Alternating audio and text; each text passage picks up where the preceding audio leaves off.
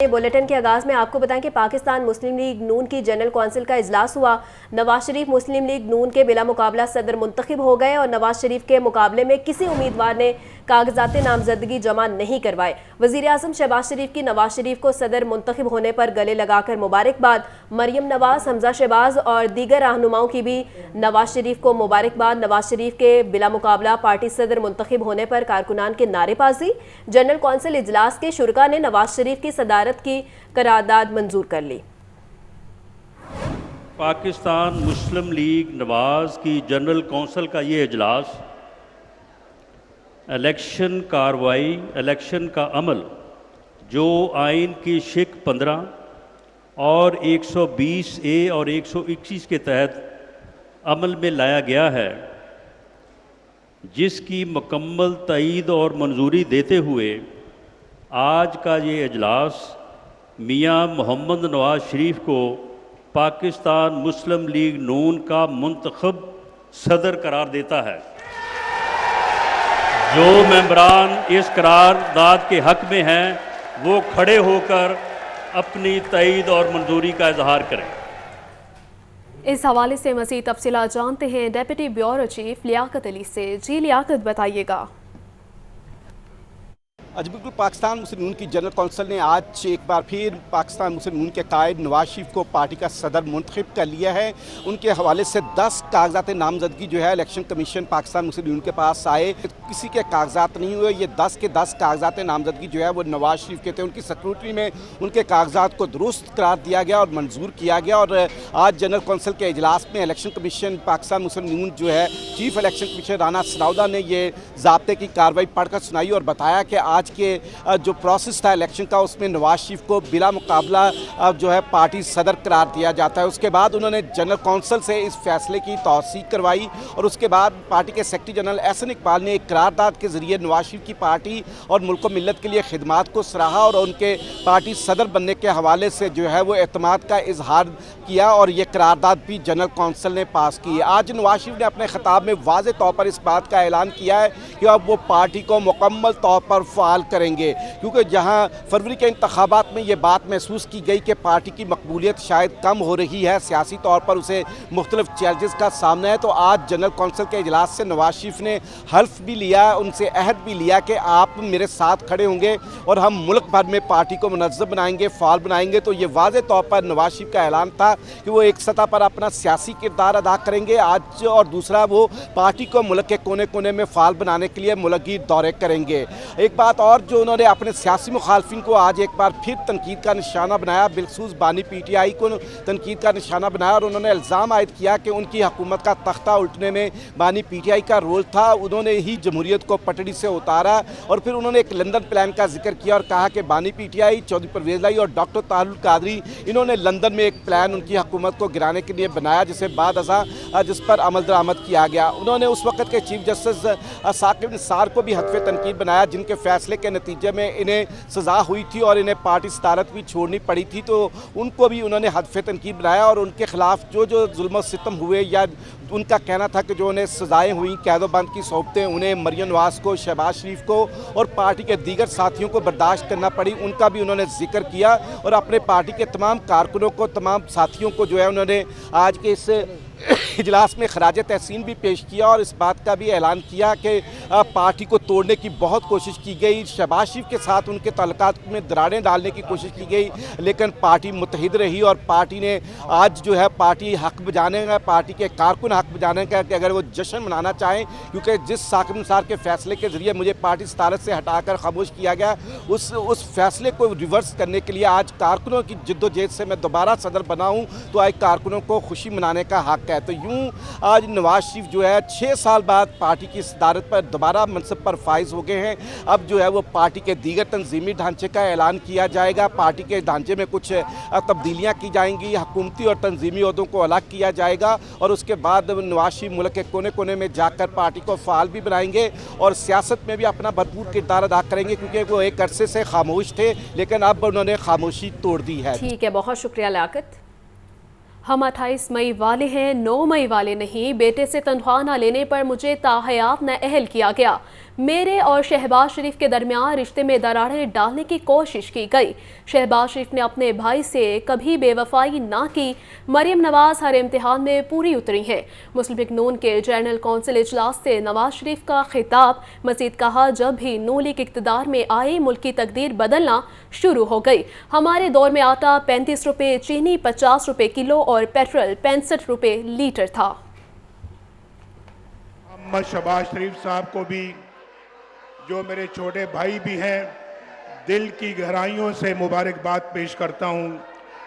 बहुत उतार चढ़ाव आए, बड़े नशेब व फराज आए, लेकिन शहबाज शरीफ साहब माशाअल्लाह पूरे इस्तेकाम के साथ खड़े रहे और पार्टी का इम्तिहान में, उस इम्तिहान में पूरे उतरे जो शहबाज शरीफ साहब के हवाले की गई थी पार्टी। अल्हम्दुलिल्लाह आप जानते हैं कि बहुत सारे लोगों ने मेरे दरमियान और शहबाज शरीफ साहब के दरमियान इस रिश्ते में दरारें डालने की कोशिश की और आपके और मेरे दरमियान भी दरारें डालने की कोशिश की, लेकिन आफरीन है शहबाज शरीफ साहब पर, आफरीन है कि वो डोले नहीं, ना झुके ना बिके, अपने भाई के साथ खड़े रहे, इस पार्टी के लिए खड़े रहे, परचम थामे रखा और मुझे इसलिए उन पे फख्र है, उन पे नाज है और ये बहुत खुशी की बात है कि आज माशाअल्लाह अपनी जिम्मेदारी फिर उन्होंने मेरे कंधों पे डाली है। 2017 में नवाज शरीफ को ज़बरदस्ती निकाला गया। नवाज शरीफ को बहाने से झूठे केस में पनामा से अकामा में सजा दी गई। नवाज शरीफ को मुल्क की खिदमत करने के जुर्म में निकाला गया। वज़ीर आज़म शहबाज शरीफ का नून लीग के जनरल कौंसिल इजलास से खिताब। कहा कि जो अमानत मुझे दी गई आज वो वापस नवाज शरीफ के सपुर्द कर दी है। आज बानी PTI का मकरू चेहरा पूरी कौम के सामने है। मखलूत हुकूमत मईशत को संभालने के लिए काविशें कर रही है। और ज्यादती और छीना झपटी आपके साथ 2017 में की गई और उससे भी पहले 2002 में गरीबुल वतनी में की गई।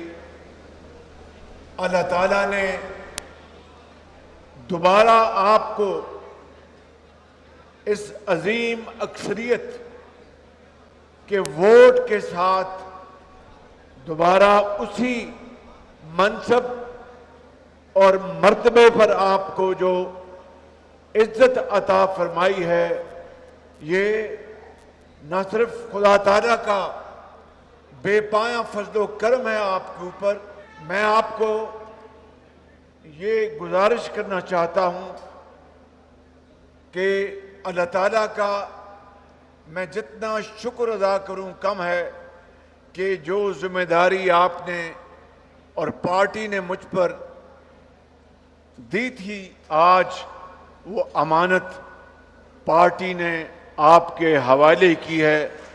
मैं आपको और पार्टी को इसका भरपूर इसका शुक्रिया अदा करना चाहता हूं। शहर में गर्मी की शिद्दत में इजाफा होने लगा। दर्जा हरारत 46 डिग्री सेंटीग्रेड, शिद्दत 49 डिग्री सेंटीग्रेड की महसूस होने लगी। चरिंद परिंद साया ढूंढने लगे। कल दोपहर के बाद गर्मी का जोर टूटने का इम्कान है। तेज हवाओं के साथ आंधी की भी पेशगोई। इस हवाले से मजीद तफसीलात जानते हैं नुमाइंदा लाहौर न्यूज़ मोहम्मद अली से। जी अली। जी, शहर लाहौर का दर्जा हरारत आज 46 डिग्री तक गया है और शिद्दत जो है वो 49 डिग्री से ज़ायद महसूस हो रही है। अभी तक लाहौर में गर्म हवा के साथ लू चल रही है। जो नमी का तनासब जो लाहौर में रिकॉर्ड किया गया वो तकरीबन 10 से 12% है। महकमा मौसमियात का कहना है कि कल दोपहर के बाद मुमकिन तौर पे गर्द-आलूद हवाएं चलेंगी, आंधी चलेगी, बारिश का इम्कान जाहिर किया जा रहा है। जो 1 जून तक वक्फे से कहा जा रहा है कि 1 या 2 बार ऐसे स्पेल दाखिल हो सकते हैं जिससे कुछ मौसम की शिद्दत में कमी वाक़ होगी। माहिरीन सेहत का कहना है कि अगर आपने धूप में निकलना है तो सर ढांप कर निकलें। माहिरीन सेहत का कहना है कि अगर आपने धूप में निकलना है तो आप सर ढांप के निकलें। इसी तरह काला चश्मा पहना जाए, आंखों के ऊपर भी बचाया जाए और गर्दन को भी ढांपा जाए। बिलखुसूस आजकल क्योंकि पानी की कमी बहुत ज़्यादा शिकायत आ रही है बच्चों की जानिब से भी और बड़ों की जानिब से भी, जो मुख्तलिफ हॉस्पिटल्स के अंदर मरीज़ आ रहे हैं ज़्यादातर डायरिया और मुख्तलिफ बीमारियों के। इस हवाले से डॉक्टर्स का कहना है कि पानी का इस्तेमाल ज़्यादा से ज़्यादा किया जाए। मोहम्मद अली। और अब आपको बताएं कि शहर लाहौर में सूरज आग बरसाने लगा है। शहरियों ने गर्मी के तोड़ के लिए गन्ने के रस का इस्तेमाल करना शुरू कर दिया है। गन्ने का रस पीने के लिए शहरियों की कतारें लग गई हैं। मजीद क्या सूरत हाल है जानते हैं हमारे नुमाइंदे मुबीन हैदर से, जो इस वक्त चौबुर्जे के इलाके में मौजूद हैं। जी मुबीन, बताइएगा। बिल्कुल ये सूरत हाल हमने देखा कि शहर लाहौर के अंदर गर्मी अपने रूज पर दिखाई देती है। सूरज आग बरसा रहा है, दर्जा हरारत जो है वो 45 डिग्री को छूता दिखाई दे रहा है। इसके अंदर लोगों ने जो है गर्मी का तोड़ ढूंढने के लिए ठंडे मशरूबात पीना शुरू कर दी। इस वक्त हम गन्ने की रॉ की जहाँ पर मौजूद, जहाँ पर लोग गन्ने की रॉ पीकर गर्मी से छुटकारा हासिल कर रहे हैं। कुछ शहरी मौजूद है जो कि यहाँ पर गन्ने की रॉ पीने इनसे जानते हैं। फिर बताइएगा आप यहाँ पर गन्ने की रॉ पीने आए हैं, क्या कहना चाहेंगे और क्या तासुरात है आपके? बहुत गर्मी शदीद है, जिसकी वजह से आप देख सकते हैं गर्मी का रूम टेम्परेचर भी क्या है। तो उधर जी गन्ने का रो पी के मेरा नॉर्मल हो गया है, बॉडी टेम्परेचर बहुत हाई हुआ था, बिल्कुल माशाल्लाह सुकून मिल गया। तो अब यही है भाई से के गन्ने की रो पिए आके तो अपनी बॉडी टेम्परेचर नॉर्मल करेंगे। बिल्कुल, अगर मैं कैमरा सलान आपको दिखा सके तो आप देख सकते हैं कि तांता बंधा हुआ है यहाँ पर कि लोग गन्ने की रॉ पी रहे हैं और कोशिश है कि इनकी बारी है ताकि गन्ने की रॉ पीकर गर्मी से छुटकारा हासिल कर सके। एक और शहरी मौजूद है, इनसे जानते हैं। ये बताइएगा गन्ने की रॉ पीने आए हैं आप यहाँ पर, कितनी सूदमंद साबित होती है गर्मी के अंदर? ये जो है गर्मी में बहुत मज़ेदार होती है, यानी कि जिगर को ठंडक मिलती है, मेरा सुकून में रहता है। जो गर्मी होती है, गर्मी का तोड़ है ये। तो बोले से ना गर्मी का तोड़ है, इसमें लोगों की कोशिश होती है गर्मी के अंदर खुद को और तबीयत को ठंडा रखने के लिए गन्ने की रॉ पी जाए। उम्मीद करते हैं जितने भी शहरी हैं गर्मी से बचाने के लिए खुद को इसी तरह से ठंडे मशरूबात और मुख्तलिफ चीज़ों का इस्तेमाल करें ताकि हीट स्ट्रोक से खुद को महफूज रख सकें। ठीक है मुबीन, बहुत शुक्रिया।